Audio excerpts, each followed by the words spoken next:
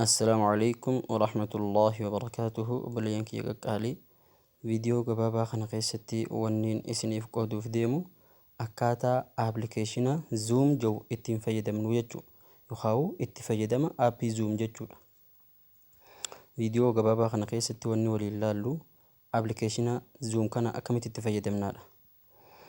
Kitaaba tajwiidaatii fi qaraatii qur'aanaa yookaan qubee harfii afaan arabaa baratuu qur'aana barachuu akkami qaraanaa waan jiru waliigalaa irratti hoggaanii fi gartee nagaafattanii Zoom keessatti baratamaa Zoom keessatti qaraatii tana bal'inaan argachuu dandeessanii aappilikeeshina Zoom kana buufadhaa isiniin jee akkaataa itti fayyadamtan wallaaltanii keessaan nagaafattan cufaaf deebisaa isiniif taha jeetiin viidiyoon kun abdii godhaa saniifuu akkaatuma agartee isin agarsiisuun jala deemaan isiniin ja'a.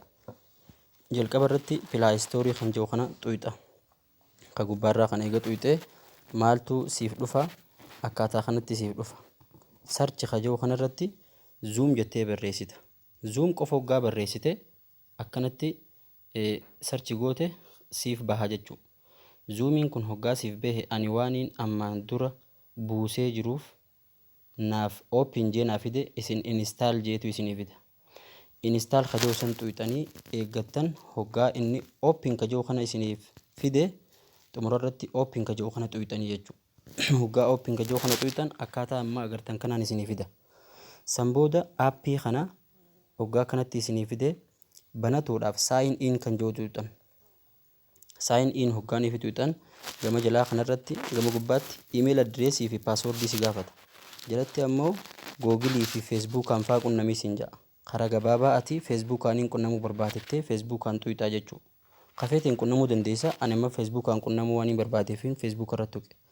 San booda yeroo xiqqashoo eega taa'ee booda akkaatuma kanaan siif connect tahaa jechuudha. Wanta akka sin gaafatu passwordii email sin gaafatu Facebook keessa seentee waan jirtuuf kallattiin si naqaa jechuudha. Hayyee eeganii fi akkana seentee booda akkamitti garee tajwiidni irra baratamu san seena kan ja'uuf gaafii join ka jiru kana irratti xuyxa. Join ka jiru xuyxe akkaataa kanaan sii fida. Gama jalaatti ammoo maqaa kee sii fida. Gama gubbaatti meeting ID ka jiru sii fida. Meeting ID kana amma gareen nuti irratti barsiifnu sun lakkoofsi koodii isiidha 555 lakkoofsa kana irratti xuyxe san booda join jettaanii jechuudha. Join hoggaa jetteen akkaataa kanaan siif seenaa jechuudha. Connecting jee hoggaaniif seene akkaataa kana jala kanarra siif fida. Akkaataa kanaan jala kanarra siif fida. Hoggaa kana karraa gubbaa kana xuyxa.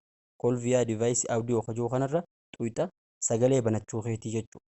Sagalee banattee jechuudha xuyxe. Barachuu jiranii irra dhaqachuu jiran waaniif silaa baratamaati irra dhaqachuu jiranii jechuudha kitaaba. Akkaatuma kanaan maayikii cufachuu barbaaddeef banachuu barbaadde audio bakka jettu kana xuyxee X irra keessaa yoo banachuu barbaadde immoo xuyxee irraa kaaftaa jechuudha.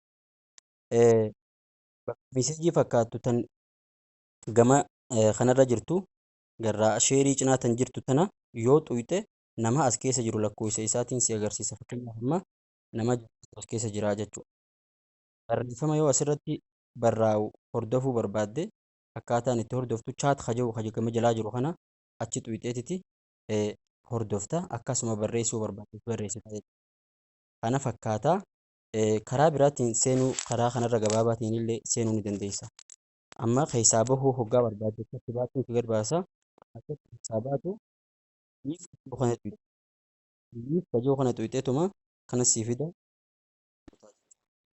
Hoggaa liif jettee baate akkaataa kanaan bakka kana si deebisa. Akkaataa kanatti fayyadamta jechuudha. Amma sagalee ijoolleen waan osoo yaamtu akkamitti jiru waan kun qabneef hin yaamanii sanii bilqasanii isin jedhu mala dhiifaman isin gaafadha. Kan kanatti aanu akkaataa biraatiin isin garsiisuudhaaf loogaawutiin jedhee isin garsiisa. Kana keessaa bahee jechuudha. Sign out jeetiin baha. San booda akkaataa jalqabaa irra deebi'amma. Akkaataa kana karaa gabaabaadhaan seenuuf osoo inni Facebook wajjin qunnamsiisne waan takka wajjin leetu asuma irra xuyxaa jechuudha. Yoo inni kana hoggaanii fi xuyxe gama jalaa maqaa kee barreessite gama gubbaatti lakkoofsaa ta'e fusiisee garee feete yoo seenuu deemte lakkoofsuma shan lama shan kudha torba sagaltamii sagal garee beektee waan kana qofa sabbateesta sammuu join jettaan akkuma reefu isinis naqaa jechuudha. Karaa gabaabaa karaa kanaan seenuu dandeessaa jechuudha.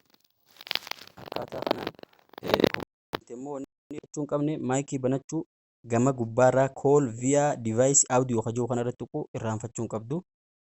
Akkaataa kanaan fayyadamtaa.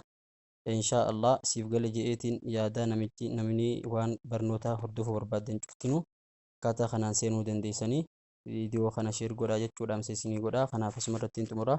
Nagayaan tura. Assalaamu alaikum warahmatullahi